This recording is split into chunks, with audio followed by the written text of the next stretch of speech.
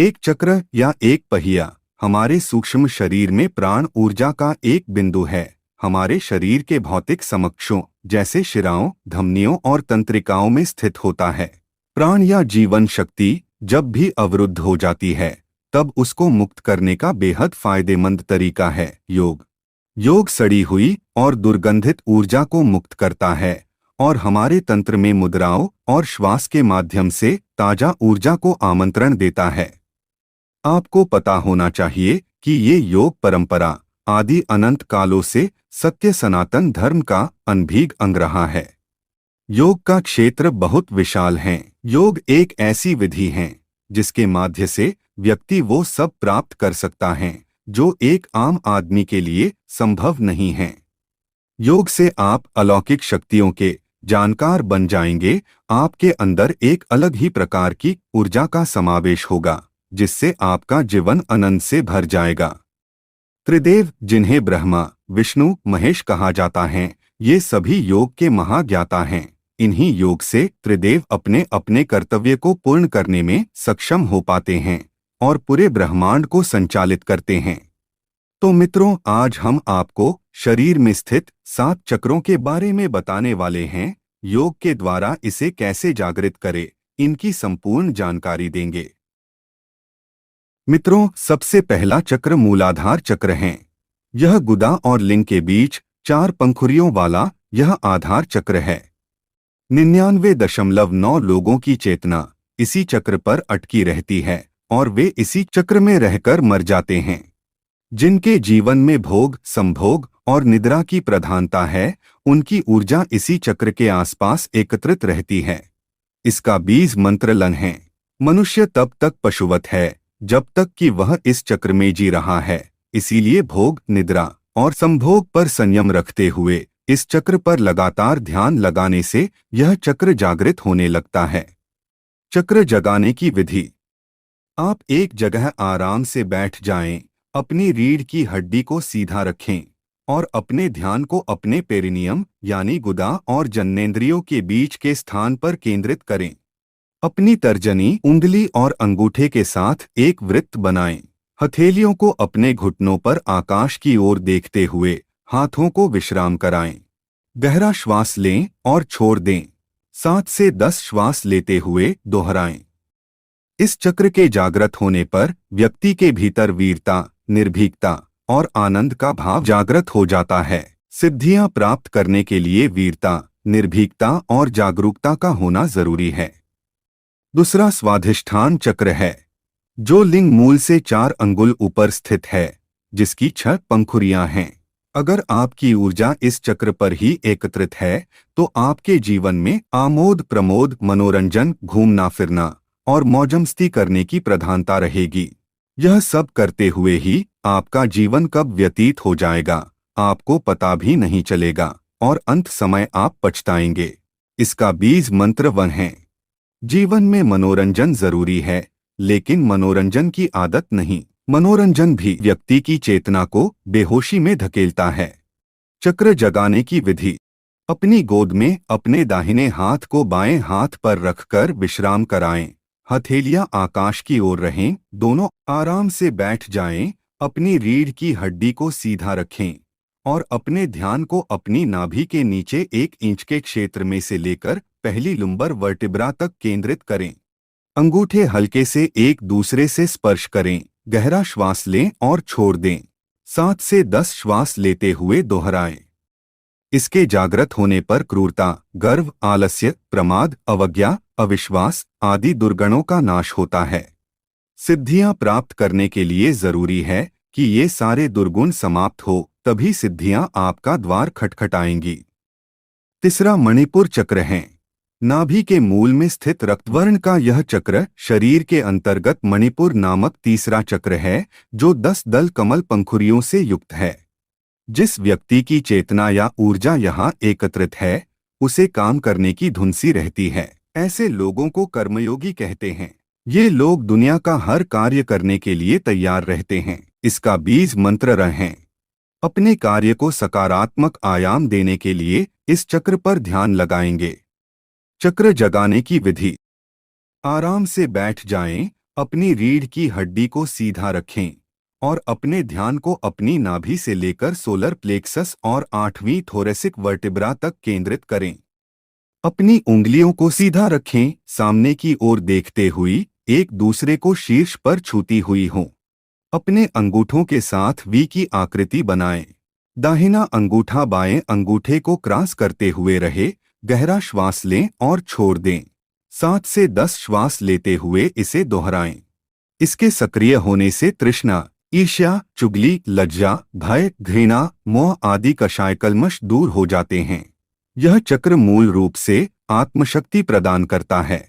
सिद्धियां प्राप्त करने के लिए आत्मवान होना जरूरी है। आत्मवान होने के लिए यह अनुभव करना जरूरी है कि आप शरीर नहीं, आत्मा हैं। चौथा अनाहत चक्र है। हृदय स्थल में स्थित स्वर्णिम वर्ण का 12 दल कमल की पंखुड़ियों से युक्त 12 स्वर्णाक्षरों से सुशोभित चक्र ही अनाहत चक्र है। अगर आपकी ऊर्जा अनाहत में सक्रिय है तो आप एक सृजनशील व्यक्ति होंगे। हर क्षण आप कुछ न कुछ नया रचने की सोचते हैं। आप चित्रकार, कवि, कहानीकार, इंजीनियर आदि हो सकते हैं। इसका मंत्र यह है: हृदय पर संयम करने और ध्यान लगाने से यह चक्र जागृत होने लगता है। खासकर रात्रि को सोने से पूर्व इस चक्र पर ध्यान लगाने से यह अभ्यास से जागृत होने लगता है और सुषुम्ना इस चक्र को भेद कर ऊपर गमन करने लगती है। चक्र जगाने की विधि: आराम से बैठ जाएं, अपनी रीढ़ की हड्डी को सीधा रखें और अपने ध्यान को अपने हृदय क्षेत्र से लेकर पहली थोरेसिक वर्टिब्रा तक केंद्रित करें। अपनी तर्जनी उंगली और अंगूठे के साथ एक वृत्त बनाएं। अपने बाएं हाथ की हथेली को अपने बाएं घुटने पर विश्राम कराएं। अपने दाहिने हाथ को अपने स्तनों के बीच तक उठाएं। हथेली हल्की सी आपके हृदय की तरफ झुकी रहे। गहरा श्वास लें और छोड़ दें। 7 से 10 श्वास लेते हुए दोहराएं। इसके सक्रिय होने पर लिप्सा, कपट, हिंसा, कुतर्क, चिंता, मोह, दंभ, अविवेक और अहंकार समाप्त होता है। विशुद्ध चक्र कंठ में सरस्वती का स्थान है, जहां विशुद्ध चक्र है और जो 16 पंखुड़ियों वाला है। सामान्य तौर पर यदि आपकी ऊर्जा इस चक्र के आसपास एकत्रित है तो आप अति शक्तिशाली होंगे। इसका मंत्र है: कंठ में संयम करने और ध्यान लगाने से यह चक्र जागृत होने लगता है। चक्र जगाने की विधि: आराम से बैठ जाएं, अपनी रीढ़ की हड्डी को सीधा रखें और अपने ध्यान को गले के आधार क्षेत्र पर से लेकर तीसरी सर्वाइकल वर्टिब्रा तक केंद्रित करें। अपने दोनों अंगूठों को छूते हुए एक वृत्त बनाएं और अपनी उंगलियों को आपस में क्रॉस करें और ढीले कप की आकृति लिए हुए अपने हाथों को अपने गले, सोलर प्लेक्सस के सामने तक उठाएं या अपनी गोद में आराम करने दें। गहरा श्वास लें और छोड़ दें। 7 से 10 श्वास लेते हुए दोहराएं। इसके जागृत होने पर 16 कलाओं और 16 विभूतियों का ज्ञान हो जाता है। इसके जागृत होने से जहां भूख और प्यास को रोका जा सकता है, वहीं मौसम के प्रभाव को भी रोका जा सकता है। छठा अज्ञाचक्र है। दोनों आंखों के बीच भ्रिकुटी में स्थित है। सामान्य तौर पर जिस व्यक्ति की ऊर्जा यहाँ ज्यादा सक्रिय है तो ऐसा व्यक्ति बौद्धिक रूप से संपन्न, संवेदनशील और तेज दिमाग का बन जाता है, लेकिन वह सब कुछ जानने के बावजूद मौन रहता है। इसका मंत्र ऊ है। भ्रिकुटी के मध्य ध्यान लगाते हुए साक्षी भाव में रहने से यह चक्र जागृत होने लगता है।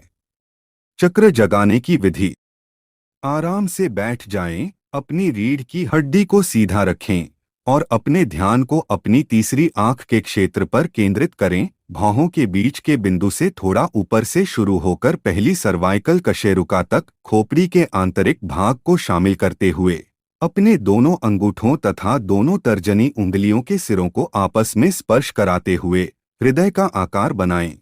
अनामिका व कनिष्ठा आपस में उंगलियों के दूसरे पोरों पर स्पर्श करें। मध्यमा उंगलियों से ताज बनाएं।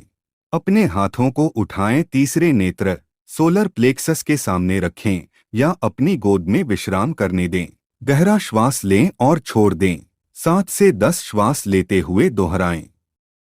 यहाँ अपार शक्तियाँ और सिद्धियाँ निवास करती हैं। इस आज्ञा चक्र का जागरण होने से ये सभी शक्तियाँ जाग पड़ती हैं और व्यक्ति एक सिद्ध पुरुष बन जाता है। सातवां सहस्रार चक्र है। सहस्रार की स्थिति मस्तिष्क के मध्य भाग में है, अर्थात जहां चोटी रखते हैं।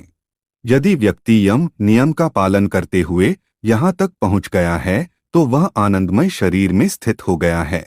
ऐसे व्यक्ति को संसार, संन्यास और सिद्धियों से कोई मतलब नहीं रहता है। मूलाधार से होते हुए ही सहस्रार तक पहुंचा जा सकता है।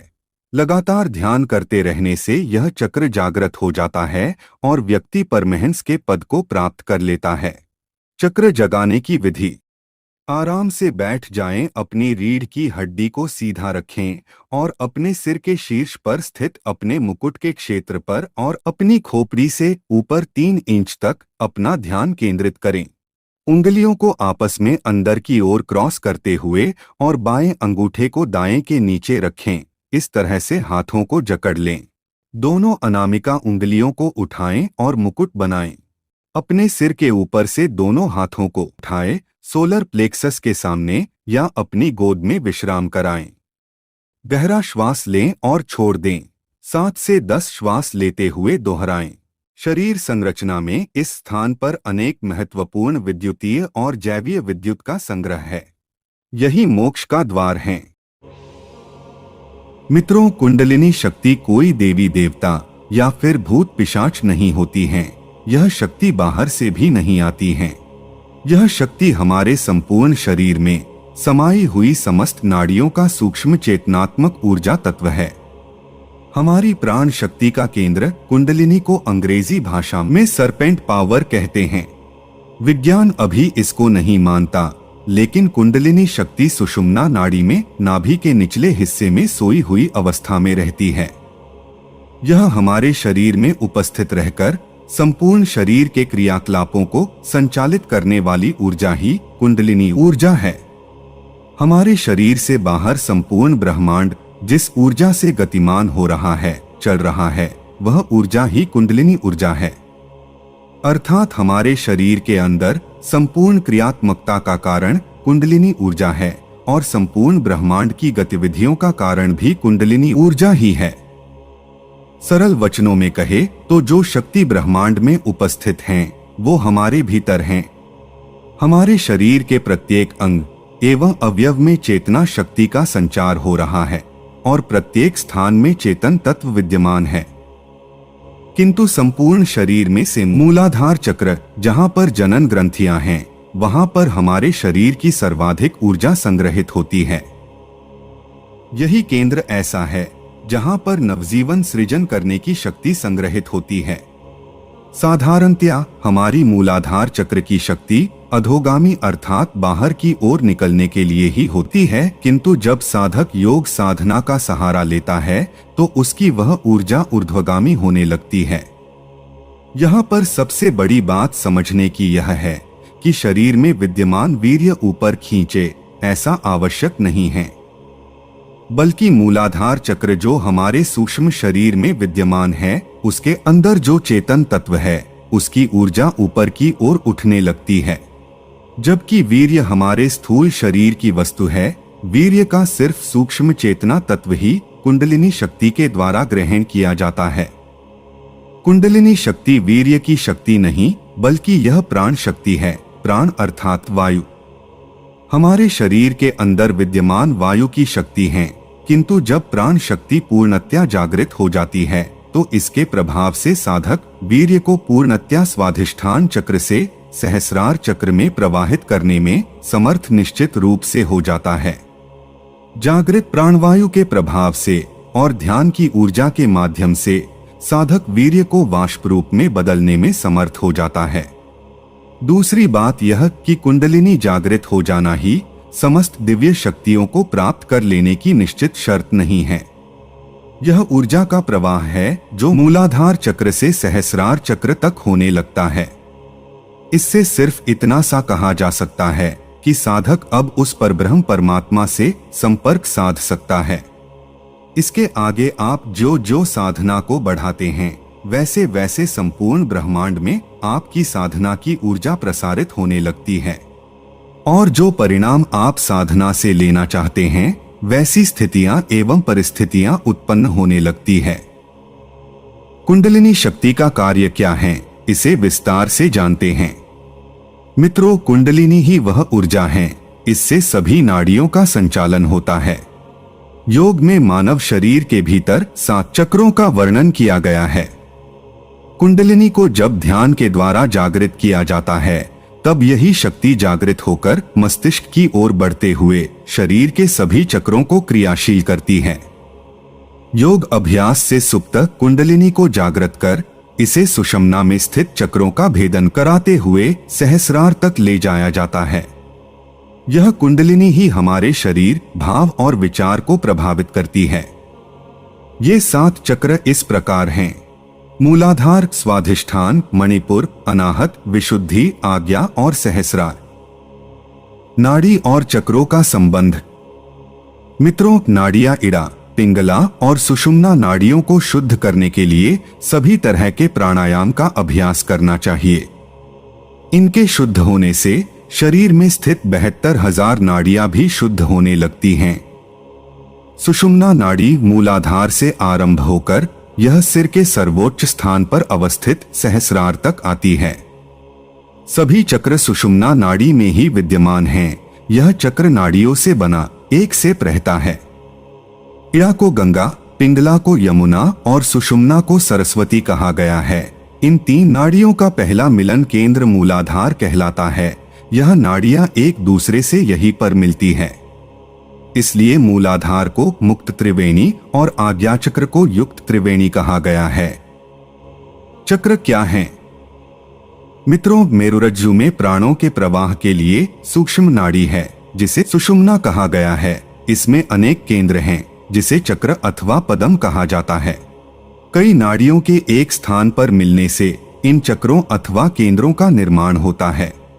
कुंडलिनी जब चक्रों का भेदन करती है तो उसमें शक्ति का संचार हो उठता है। वहां पर एक सूक्ष्म प्रकाश उत्पन्न होती है, मानो जैसे कमल पुष्प प्रस्फुटित हो गया और उस चक्र की गुप्त शक्तियां प्रकट हो जाती हैं। कुंडलिनी शक्ति के लाभ। मित्रों, कुंडलिनी योग ऐसी योग क्रिया है जिसमें व्यक्ति अपने भीतर मौजूद कुंडलिनी शक्ति को जगा दिव्य शक्ति को प्राप्त कर सकता है। कुंडलिनी के साथ 7 चक्रों का जागरण होने से मनुष्य को शक्ति और सिद्धि का ज्ञान होता है। वह भूत और भविष्य का जानकार बन जाता है। वह शरीर में बाहर निकलकर कहीं भी भ्रमण कर सकता है।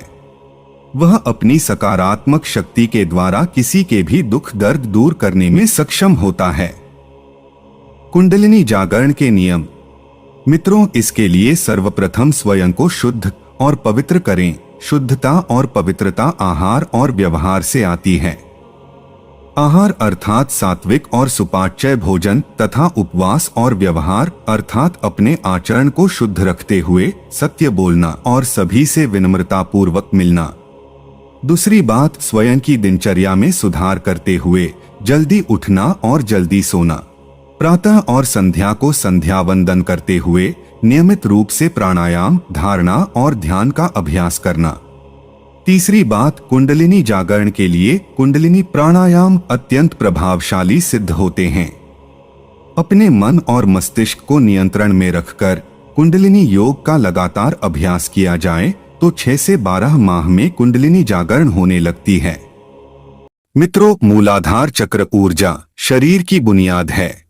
आजकल लोग सोचते हैं कि मूलाधार सबसे निचला चक्र है, इसलिए उसकी इतनी अहमियत नहीं है।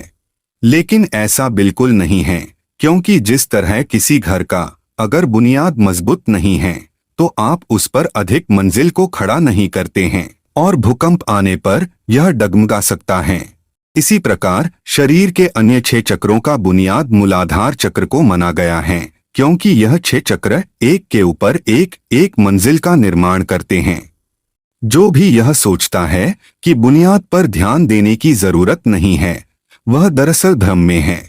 जब हम योग करते हैं तो हम किसी और चीज से अधिक मूलाधार पर ध्यान देते हैं, क्योंकि अगर आपने इसे सुदृढ़ और स्थिर कर लिया तो बाकियों का निर्माण आसान हो जाता है। मित्रों, मूलाधार 2 शब्दों से मिलकर बना है, मूल प्लस आधार। जहां पर मूल का अर्थ होता है जड़ और आधार का अर्थ होता है नींव।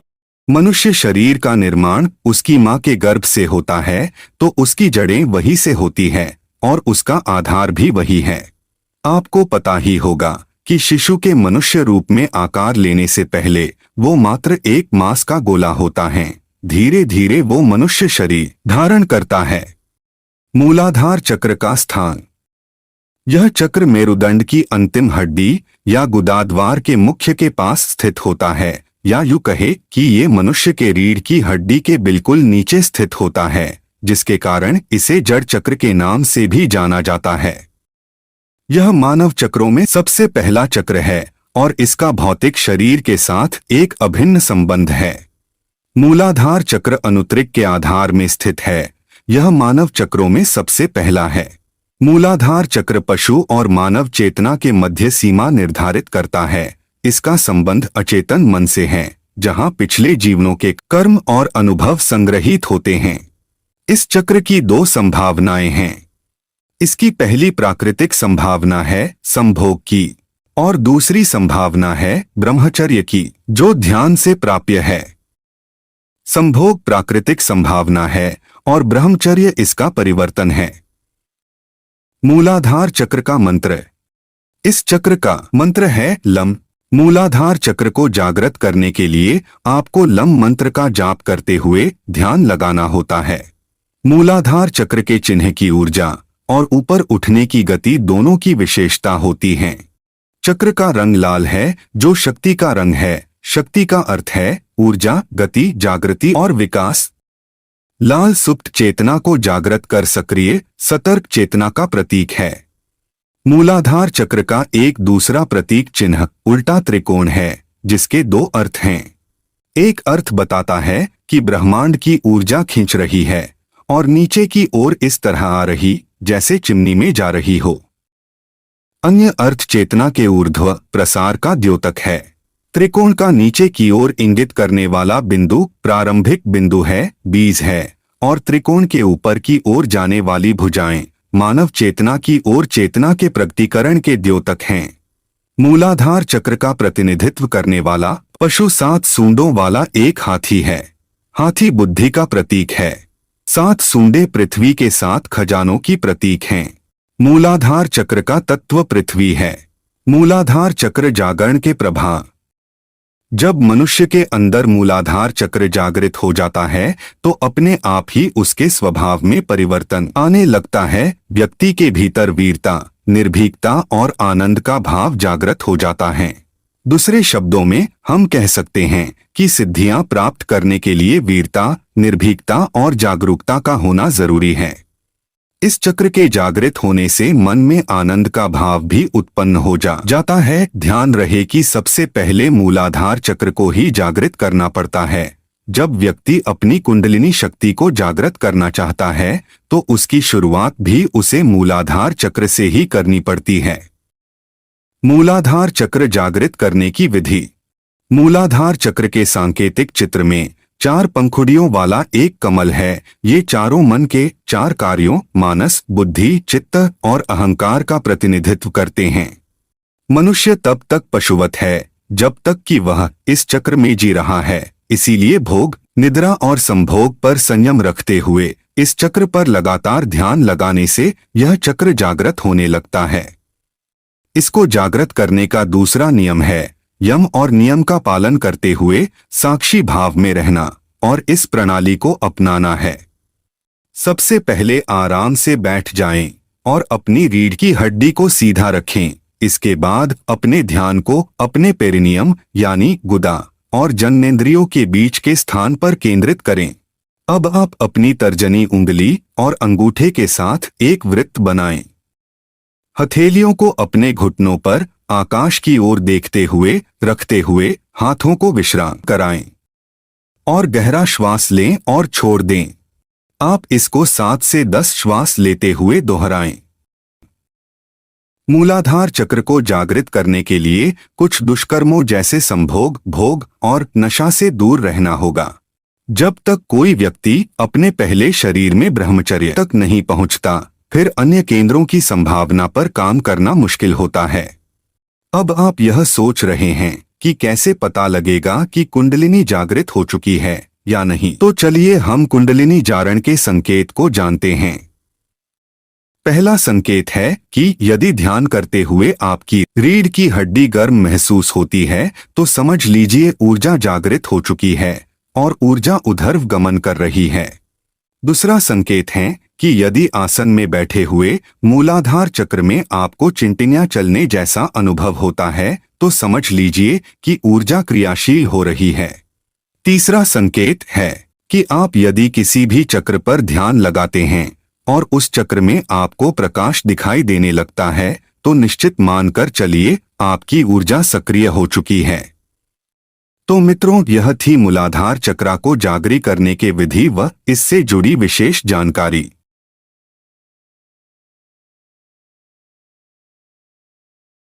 कुंडलिनी शक्ति, दिव्य शक्ति, प्राण ऊर्जा, ब्रह्म ऊर्जा क्या है, इनका जागरण कैसे करें?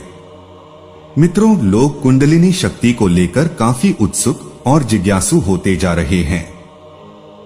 इस बारे में लोगों के दिमाग में आने वाले सामान्य से प्रश्न यह है कि कुंडलिनी शक्ति, दिव्य शक्ति, प्राण ऊर्जा, ब्रह्म ऊर्जा क्या है और इनका जागरण कैसे किया जा सकता है। आज हम आपको कुंडली योग से संबंधित कुछ विशेष तथ्य को बताने वाले हैं। दोस्तों, हर व्यक्ति अपनी आंतरिक शक्तियों के बारे में जानना चाहता है और यदि ये पता चल जाए कि हमारे अंदर ही शक्तियों का खजाना छिपा हुआ है तो फिर उसके उपयोग की इच्छा पैदा होना स्वाभाविक ही है। हम सबने कुंडलिनी शक्ति के बारे में सुन रखा है। ये शक्ति हम सबके अंदर है। ये शक्ति कली के रूप में, बीज के रूप में हम सबके मूल आधार में मौजूद है। काम और क्रोध के वक्त ऊर्जा का जो प्रवाह हम देखते हैं वो इसी शक्ति के रूप हैं। प्राचीन समय में संस्कृत ग्रंथों में इस ऊर्जा का विस्तार से वर्णन मिलता है। क्योंकि विषय गूढ़, रहस्यमय और दुरूह मालूम पड़ता है, इसलिए आम इंसान की पहुंच से यह विद्या हमेशा दूर रही है। जो संस्कृत के जानकार थे उन्होंने इस विद्या के बारे में सहज रूप से जानकारी हासिल की, उसका उपयोग किया और विश्व को चमत्कृत भी किया। अब सवाल यह उठता है कि क्या यह ऊर्जा आम इंसान के काम भी आ सकती है? क्या आम आदमी इस ऊर्जा का उपयोग कर अपनी सामान्य जिंदगी में कुछ बदलाव ला सकता है? और क्या भागदौड़ भरी जिंदगी में सहज रूप से इस शक्ति को जागृत किया जा सकता है? पहली बात तो यह कि कुंडलिनी सुप्त अवस्था में नहीं है बल्कि प्रसुप्त अवस्था में है। हमारी रीढ़ की हड्डी के नीचे और हमारे काम केंद्र के ठीक पीछे मौजूद है। जैसे एक छोटे से गोले में परमाणु ऊर्जा मौजूद रहती है लेकिन उसका आभास नहीं होता, उस बम में विस्फोट कर दिया जाए तो वह विध्वंस कर सकता है। उसी परमाणु ऊर्जा को हम बिजली बनाने में भी उपयोग कर सकते हैं। वही ऊर्जा सूर्य में संलयन के जरिए पूरी गैलेक्सी को प्रकाशमान करती है। इसी तरह हमारे अंदर मौजूद कुंडलिनी शक्ति एक तरह की अणु ऊर्जा ही है जिसका विस्फोट कर उसे आत्म शक्ति के जागरण में उपयोग किया जा सकता है। इस ऊर्जा के प्रवाह के द्वार को विस्फोट के जरिए बिना किसी मकसद के बड़ा कर दिया जाए तो ये विध्वंस भी कर सकती है। अब बात यह है कि कुंडलिनी शक्ति को कैसे जागृत कर सकते हैं? क्या तंत्र और योग द्वारा इसे जगाया जा सकता है? मित्रों, कुंडलिनी शक्ति के उत्थान की योग और तंत्र में जो विधियां दी गई है वो पूरी तरह अलग अलग है। अज्ञानी दोनों को जोड़कर प्रस्तुत कर भ्रम पैदा कर देते हैं। वस्तुतः कुंडलिनी शक्ति काम ऊर्जा को ऊर्ध्वगामी करना है। योग में काम ऊर्जा की दिशा बदलकर यम, नियम, ध्यान, धारणा, प्रत्याहार, आसन, प्राणायाम और समाधि के योग के जरिए ऊर्ध्वगामी किया जाता है। वही तंत्र में काम क्रिया में वलय बनाकर उसे अलग अलग विधियों के जरिए ऊर्ध्वगामी किया जाता है। शक्तिपात यानी किसी गुरु द्वारा कुंडलिनी जागरण फिल्म के ट्रेलर की तरह है, पूरी फिल्म नहीं है। यह कुंडलिनी शक्ति की एक झलक मात्र है जो कुछ दिनों तक तो अस्तित्व में रहती है, लेकिन यदि साधक लगातार योग अथवा तांत्रिक क्रियाओं का प्रयोग न करें, शक्तिपात द्वारा हासिल की गई कुंडलिनी शक्ति एक झलक बनकर रह जाती है, जो फिर बाद में दिखाई नहीं देती, गायब हो जाती है। सरपेंट पावर को मूलाधार से सहस्त्रार तक पहुंचाने के लिए योग विद्या एक स्वीकार्य माध्यम है। मित्रों, शक्तियां और सिद्धियां प्राप्त करना बिना किसी मकसद के बेमानी है। यदि हमने ठान ही लिया है कि हमें अपनी आंतरिक सहज ऊर्जा का रूपांतरण कर आध्यात्म के शिखर पर पहुंचना है, तो शॉर्टकट का विचार त्याग दें। इसके लिए खुद को लंबी यौगिक साधना के लिए तैयार कर लें। सबसे पहले ज्ञान योग, जिसे सांख्य योग भी कहा जाता है, इसके जरिए आत्मिक ज्ञान प्राप्त करें। इसके बाद आसनों द्वारा आपने शरीर को असीम ऊर्जा के प्रवाह को समायोजित करने के लिए तैयार कर लें। इसे इस तरह समझें जैसे एक कमजोर घोड़े पर 2-3 लोगों की सवारी, जैसे एक साधारण व्यक्ति को सेना में भर्ती कर बिना प्रशिक्षण दिए युद्ध भूमि भेज देना। हमारी शारीरिक और मानसिक क्षमता के अनुसार प्राण ऊर्जा पहले से ही मिल रही है, इससे ज्यादा क्यों चाहिए? इसका जवाब खोजिए, फिर आगे बढ़िए। ज्ञान योग के बाद भक्ति, लय, नाद, सहज, समाधि, राज योग की विधियों के प्रयोग से आप कुंडलिनी जागृत कर सकते हैं। इन यौगिक क्रियाओं में कुंडली जागरण के कुछ विशेष अभ्यास हैं। ये पूरा विज्ञान है जिसमें एक एक चरण का महत्व है। हर अभ्यास को स्टेप बाय स्टेप करना होता है। हर चरण में कुछ विशेष अनुभव प्राप्त होते हैं, जिन्हें कई बार कुंडलिनी जागरण समझ लिया जाता है, लेकिन वो सिर्फ झलक मात्र होती है। संपूर्ण कुंडलिनी जागरण सिर्फ योग के एक भेद से संभव नहीं है। इसके लिए समग्र साधना की आवश्यकता है। यह तो दर्शन का परम विज्ञान है, यह दिव्य शक्ति है, यह ब्रह्मा शक्ति है, यह परम ऊर्जा है, यह ब्रह्मा शक्ति है, यही प्राण ऊर्जा है। यह ज्ञान खुद की इच्छा से, खुद की कोशिशों से ही हासिल किया जा सकता है। गुरु सिर्फ रास्ता दिखा सकता है। कुंडलिनी के बारे में आजकल सोशल मीडिया पर कई वीडियोस प्रसारित हो रहे हैं। हालांकि विज्ञान को ये शक्ति दिखाई नहीं देती। ऐसा क्यों? मित्रों, कुंडलिनी शक्ति को एक त्रिकोणाकार चक्र आकृति के रूप में देखा और जाना गया है। भारतीय योग, अध्यात्म और तंत्र में जिन नाड़ियों का वर्णन किया गया है, वे सूक्ष्म शरीर के स्ट्रक्चर हैं। फिजिकल बॉडी में इस प्रकार का कोई भी स्ट्रक्चर दिखाई नहीं देगी। भारतीय अध्यात्म विज्ञान बहुत सूक्ष्म एनर्जी वेव्स का साइंस है। सामान्य तौर पर यह ऊर्जा अधोगामी यानी नीचे की तरफ बहती है, लेकिन यदि इस ऊर्जा अपनी मानसिक, आध्यात्मिक और योग शक्तियों से खींचा जाए, तो फिर यह मूलाधार चक्र, फिर रीढ़ की हड्डी में स्थित चक्रों को प्रकाशित करते हुए सहस्त्रार तक पहुंच जाती है। इसे ब्रह्मा क्षेत्र भी कहा जाता है। यही कुंडलिनी योग है। यह एक गोपनीय साधना है। इस शक्ति का जागरण मानसिक और शारीरिक श्रम से होता है। सिर्फ विधियों यानी प्रैक्टिस से कुंडलिनी जागृत नहीं हो सकती। इसके साथ मन की पवित्रता, सात्विक विचार, शरीर की प्योरिटी, योग और प्राणायाम के कुछ विशेष अभ्यास के साथ कुछ भंगों का प्रयोग जरूरी है। ये साधना की लंबी और गूढ़ प्रक्रिया है, जिससे पूरी तरह जाने बिना कई लोग महायोगी और तांत्रिक के रूप में इस परम साधना की व्याख्या कर रहे हैं। YouTube पर इस ऊर्जा को जागृत करने की विधियां बताने वाले कई ज्ञानी दिखाई दे जाते हैं, लेकिन इतने ज्यादा वीडियोस देखकर भी भ्रम पैदा हो जाता है। योग में काम साधना और तंत्र में सेंस ऑर्गन्स के निग्रह का वर्णन करने वाले ज्ञानियों से बचें। हिंदू धर्म में योग और तंत्र दर्शन के अनुसार मानव शरीर में मानसिक चक्र मौजूद हैं। ऐसा माना जाता है कि 7 प्रमुख चक्र हैं, जो अक्षीय चैनल के साथ लंबवत व्यवस्थित हैं। वे मूलाधार से शुरू होकर सहस्रार तक जाते हैं। इनमें से प्रत्येक चक्र की अध्यक्षता 6 योगिनियों द्वारा की जाती है।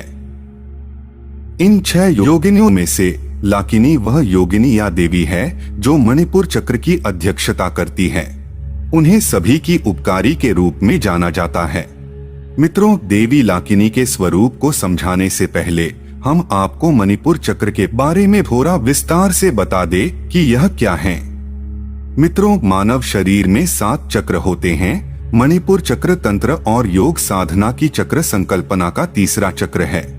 मणि का अर्थ है गहना और पुर का अर्थ है स्थान। यह नाभि के पीछे स्थित होता है। इसका आधार तत्व अग्नि होने के कारण इसे अग्नि या सूर्य केंद्र भी कहते हैं। मणिपुर चक्र को 10 पंखुड़ियों के रूप में दिखाया गया है, जिसमें 10 संस्कृत अक्षर अंकित हैं। मध्य में 20 ध्वनि रम है। अग्नि तत्व के तत्व को एक लाल त्रिकोण के रूप में दिखाया गया है। मणिपुर या सौर जाल या नाभि चक्र पीले रंग के साथ 10 पंखुड़ियों वाले नीचे की ओर इशारा करते हुए त्रिकोण का प्रतीक है। 20 शब्दांश रम है। लाकिनी शक्ति के रूप में या इस चक्र के पीछे की शक्ति के रूप में इस चक्र के भौतिक तत्व के लिए उपयुक्त देवता अग्नि है। जब हमारी चेतना मणिपुर चक्र में पहुंच जाती है, तब हम स्वाधिष्ठान के निषेधात्मक पक्षों पर विजय प्राप्त कर लेते हैं। मणिपुर चक्र में अनेक बहुमूल्य मणियां हैं, जैसे स्पष्टता, आत्मविश्वास, आनंद, आत्म भरोसा, ज्ञान, बुद्धि और सही निर्णय लेने की योग्यता जैसे गुण। मणिपुर चक्र का रंग पीला है। मणिपुर का प्रतिनिधित्व करने वाला पशु मेढा है। इसका अनुरूप तत्व अग्नि है, इसलिए यह अग्नि या सूर्य केंद्र के नाम से भी जाना जाता है। शरीर में अग्नि तत्व सौर मंडल में गर्मी के समान ही प्रकट होता है। मणिपुर चक्र स्फूर्ति का केंद्र है। यह हमारे स्वास्थ्य को सुदृढ़ और पुष्ट करने के लिए हमारी ऊर्जा नियंत्रित करता है। इस चक्र का प्रभाव एक चुंबक की भांति होता है, जो ब्रह्मांड से प्राण को अपनी ओर आकर्षित करता है। मणिपुर चक्र के सक्रिय होने से मनुष्य नकारात्मक ऊर्जाओं से मुक्त होता है और उसकी स्फूर्ति में शुद्धता और शक्ति आती है। इस चक्र के देवता विष्णु और लक्ष्मी हैं। भगवान विष्णु उदीयमान मानव चेतना के प्रतीक हैं, जिनमें पशु चारित्रता बिल्कुल नहीं है।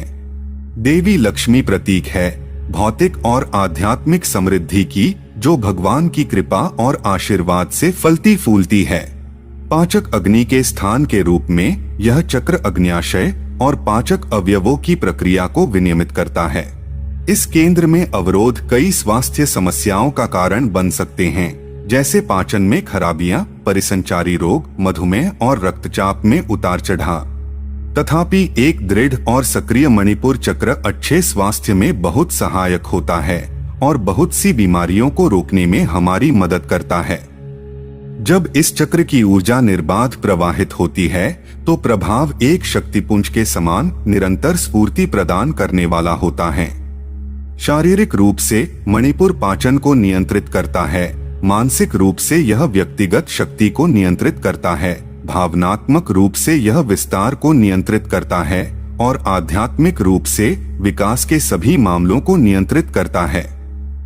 अब आइए आपको लाकिनी देवी के बारे में बताते हैं। मित्रों, वह 4 भुजाओं वाली दीप्तिमान शरीर वाली गहरे रंग की है, पीले वस्त्र पहने हुए है और विभिन्न आभूषणों से सुसज्जित है और अमृत पीने से अतिरंजित है, अर्थात वह सहस्रार से टपकने वाले अमृत को पीती है और अतिरंजित है दिव्य ऊर्जा जो उसे प्रभावित करती है। अपने 4 हाथों में से एक में वह वज्र रखती है, अपने दूसरे हाथ में वह तीर रखती है, जो काम के देवता काम के धनुष से दूसरे चक्र में छोड़ा गया है। उनके तीसरे हाथ में अग्नि है, चौथे हाथ से लाकिनी शक्ति वरदान देने और भय दूर करने की मुद्रा बनाती है। इस कमल की परिधि में एक लाल कमल पर शक्ति लाकिनी है। वह नीली है, उसके 3 चेहरे हैं और प्रत्येक में 3 आंखें हैं।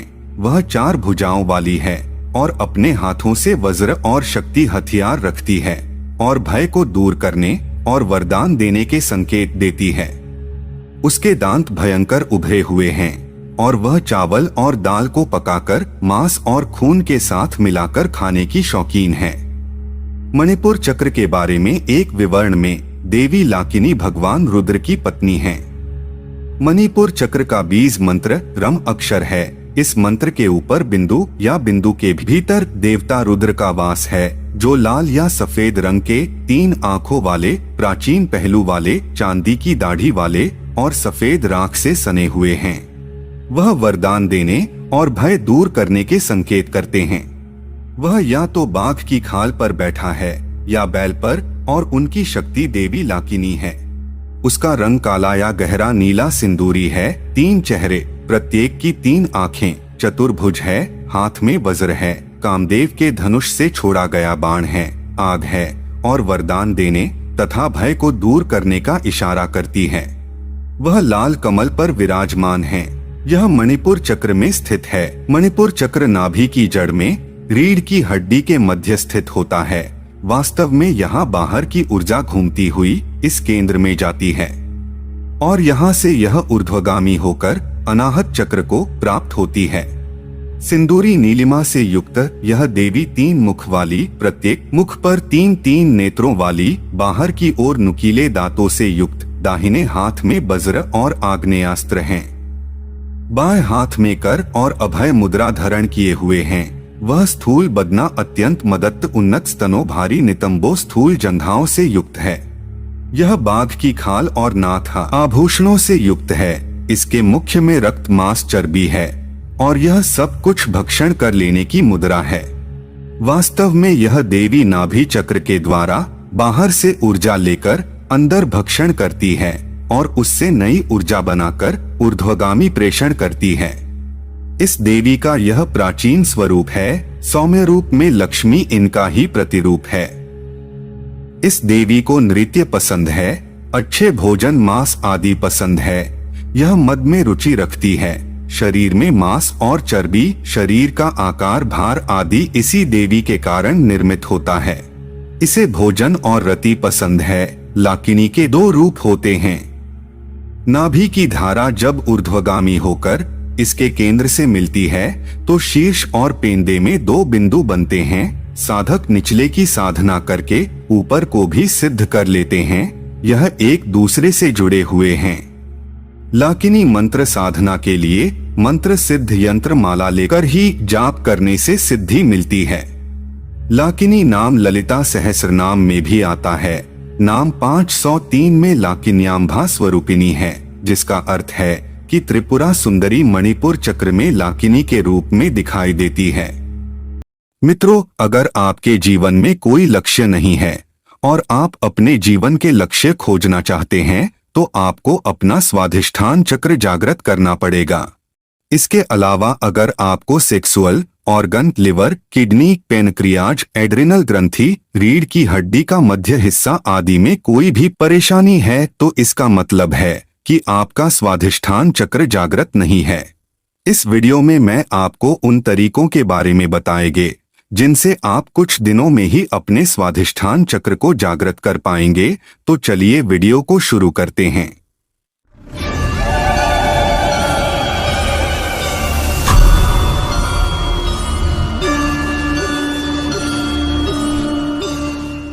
मित्रों, स्वाधिष्ठान चक्र को जागृत करने से पूर्व आपको इससे परिचित होना बहुत जरूरी है।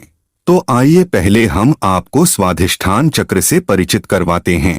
मित्रों, 7 चक्रों में से दूसरा स्थान स्वाधिष्ठान चक्र का आता है। इसका दूसरा नाम धार्मिक चक्र अथवा उदर चक्र है। स्वाधिष्ठान शब्द स्व प्लस स्थान से मिलकर बना है, जहाँ पर स्व का अर्थ होता है आत्मा तथा स्थान का अर्थ होता है जगह। मूलाधार के चक्र के बाद इसी चक्र पर ध्यान केंद्रित करना होता है। इस चक्र का रंगारेंज यानी नारंगी है। इसकी आकृति 6 पंखुड़ियों वाला कमल के फूल जैसी दिखाई देती हैं। ये पंखुड़ियां 6 मनोविकारों क्रोध, घृणा, वैमनस्य, क्रूरता, अभिलाषा और गर्व के संकेतक हैं, जिन पर साधक को विजय पाना होता है। यह कमल 6 पंखुड़ियों वाला और 6 योग नाड़ियों का मिलन स्थान है। यहाँ 6 ध्वनियां निकलती रहती है। सिर्फ इतना ही नहीं, बल्कि आपको यह भी जान लेना चाहिए कि इस चक्र का प्रभाव प्रजनन, कुटुंब, कल्पना आदि से है। ये व्यक्ति के विकास में बाधक 6 गुणों आलस्य, भय, संदेह, प्रतिशोध, ईर्ष्या और लोभ के भी संकेतक हैं। स्वाधिष्ठान चक्र का मंत्र वम है। स्वाधिष्ठान चक्र का प्रतीक पशु मगरमच्छ है। यह सुस्ती, भावहीनता और खतरे का प्रतीक है जो इस चक्र में छिपे हैं। इस चक्र का अनुरूप तत्व जल है, यह भी छुपे हुए खतरे का प्रतीक है।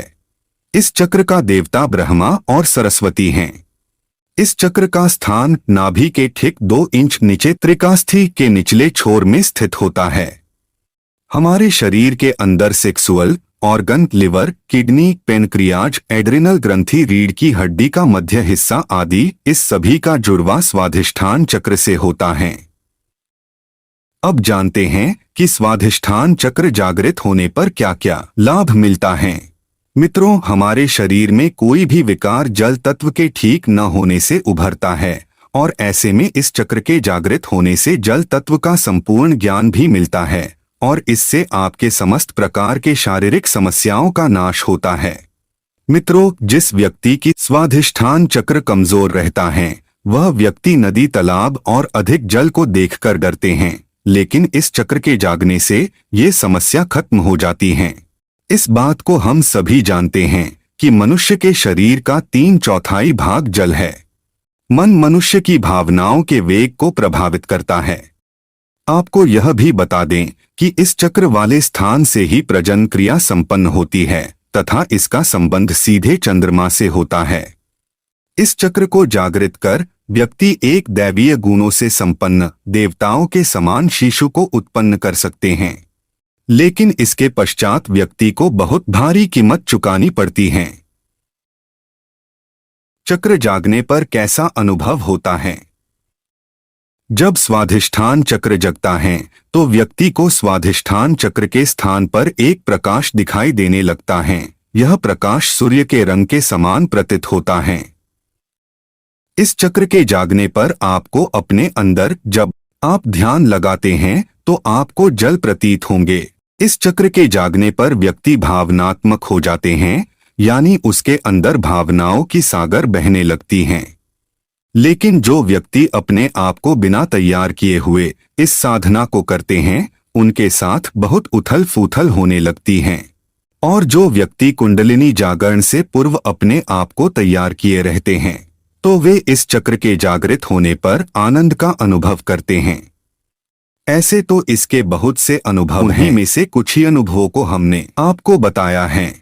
अब हम स्वाधिष्ठान चक्र को जागृत करने के विधि को जानते हैं। सबसे पहले आप एक उचित आसन का चुनाव करें, अपनी रीढ़ की हड्डी को सीधा रखें।